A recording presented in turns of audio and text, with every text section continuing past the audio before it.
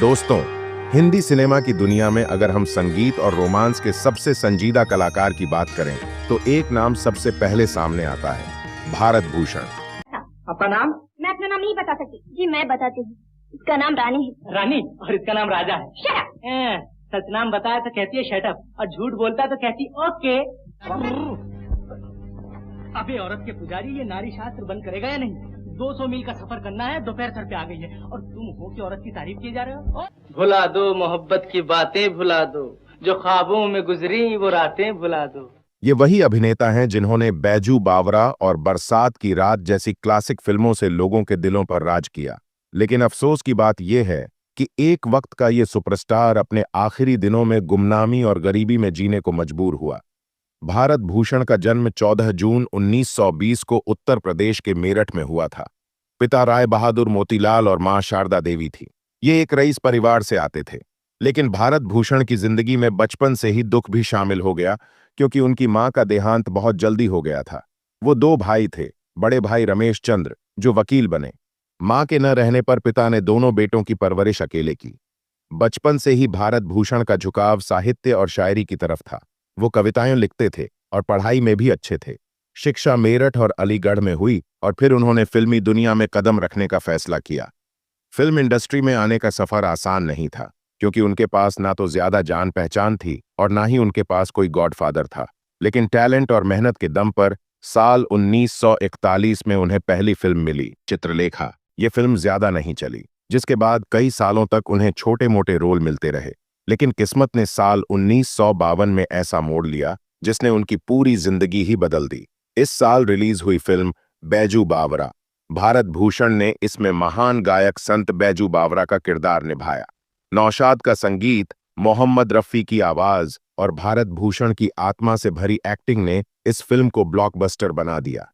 लोग थिएटर में रोते, गाने गुनगुनाते और भारत भूषण को नए अंदाज में अपनाने लगे। इस फिल्म ने उन्हें रातों रात सुपरस्टार बना दिया। 1950 से 1965 तक का दौर भारत भूषण का सुनहरा दौर रहा। उन्होंने लगातार हिट फिल्में दी, मिर्जा गालिब, बरसात की रात, फिर सुबह होगी, अलहेला, जहां आरा जैसी फिल्में उनकी लोकप्रियता का सबूत हैं। भारत भूषण की खासियत ये थी कि उनका चेहरा एक कवि जैसा लगता था। उनकी आंखों में गहराई, उनके हाव भाव में सादगी और उनकी अदाकारी में दर्द, ये सब मिलकर उन्हें रोमांटिक और संजीदा रोल्स के लिए सबसे खास बना देता था। बरसात की रात फिल्म का मशहूर गाना जिंदगी भर नहीं भूलेगी वो बरसात की रात आज भी उनकी पहचान माना जाता है।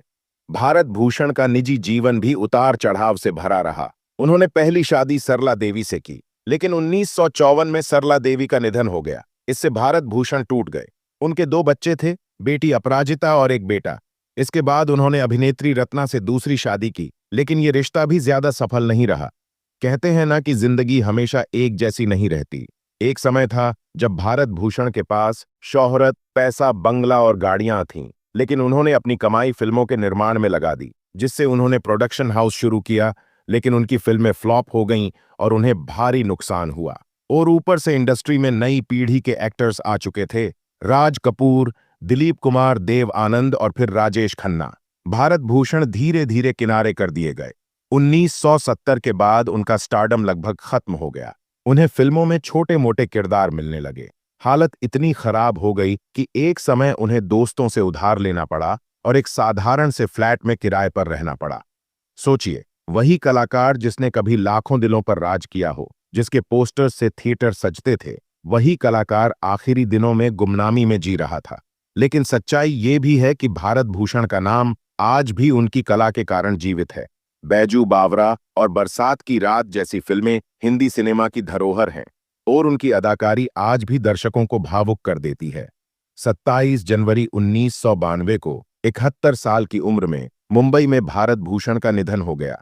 उनके जाने के साथ ही हिंदी सिनेमा का एक स्वर्णिम अध्याय खत्म हो गया, लेकिन उनकी फिल्मों ने उन्हें अमर बना दिया।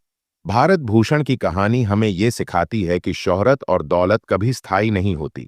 इंसान को कला, मेहनत और इंसानियत ही अमर बनाती है। उन्होंने साबित किया कि कलाकार वही है जो अपने किरदार को जी ले, सिर्फ निभाए नहीं। भारत भूषण का ये सफर हमें याद दिलाता है कि जिंदगी उतार चढ़ाव से भरी होती है। एक वक्त का सुपरस्टार भी गुमनामी का शिकार हो सकता है। लेकिन सच्ची कला हमेशा जिंदा रहती है। आज भी जब बैजू बावरा फिल्म का कोई गाना बजता है तो भारत भूषण की आंखों में झलकती सादगी और दर्द हमें याद दिलाता है कि वो सिर्फ एक एक्टर नहीं बल्कि हिंदी सिनेमा की आत्मा थे।